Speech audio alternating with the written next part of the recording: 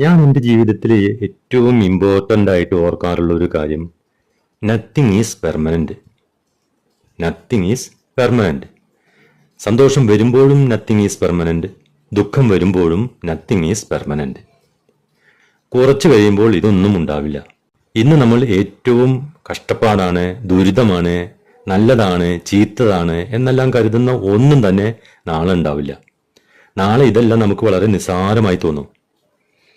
നമ്മൾ ഇന്ന് ഇങ്ങനെ എല്ലാം കരുതുന്ന ഓരോ കാര്യങ്ങളുണ്ടല്ലോ, നാളെ ഒന്നുമല്ല, നിസ്സാരമായൊരു കാര്യമായിരിക്കും. കുട്ടിക്കാലത്ത് നമ്മൾ നടക്കാൻ പഠിക്കുന്നത് എത്രയോ വിഷമകരമായിട്ടുള്ള കാര്യമായിരുന്നു. പക്ഷെ തിരിഞ്ഞു നോക്കുമ്പോൾ ഇന്ന് നടക്കൽ ഒരു പ്രശ്നമേ അല്ല. അങ്ങനെ തന്നെയാണ് ഓരോ കാര്യങ്ങളും. ഇന്നത്തെ ഏറ്റവും വിഷമകരമായിട്ടുള്ള കാര്യം നാളെ ഒന്നുമല്ലാത്ത അവസ്ഥ. അതുകൊണ്ടാണ് ഞാൻ പറഞ്ഞത് നത്തിങ് ഈസ് പെർമനൻ്റ് എന്ന്.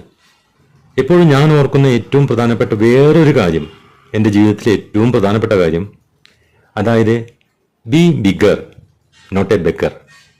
B bigger not a beggar. പ്രത്യേകിച്ച് ഇമോഷൻസിൻ്റെ കാര്യത്തിലും റിലേഷൻഷിപ്പിൻ്റെ കാര്യത്തിലും. പ്രാക്ടിക്കലായിട്ട് നമുക്കത് പൂർണ്ണമായി നടപ്പിലാക്കാൻ കഴിഞ്ഞിട്ടില്ലെങ്കിൽ പോലും മനസ്സുകൊണ്ടെങ്കിലും ശ്രമിക്കുക എന്നതാണ് അവശ്യമായി വേണ്ടത്. അതാണ് ഞാൻ പറഞ്ഞതിൻ്റെ അർത്ഥം. എൻ്റെ ജീവിതത്തിൽ ഞാൻ വെച്ചു പുലർത്തുന്ന വേറൊരു പ്രധാനപ്പെട്ട പ്രിൻസിപ്പിളാണ് സപ്ലൈ കൂടിയാൽ ഡിമാൻഡ് കുറയുമെന്നത്. എവിടെ നമ്മൾ അമിതമായി അവൈലബിൾ ആണോ അവിടെ നമ്മുടെ വില കുറയും.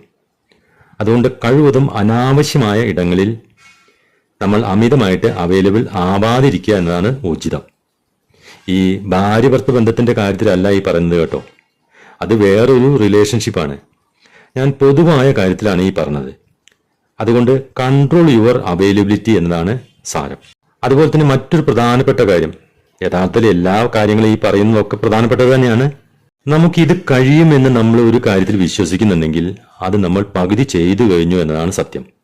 ഐ ക്യാൻ ഡു ദിസ് എന്ന് പറഞ്ഞാൽ നമ്മൾ അതിൽ പകുതി ദൂരം പിന്നിട്ട് കഴിഞ്ഞു.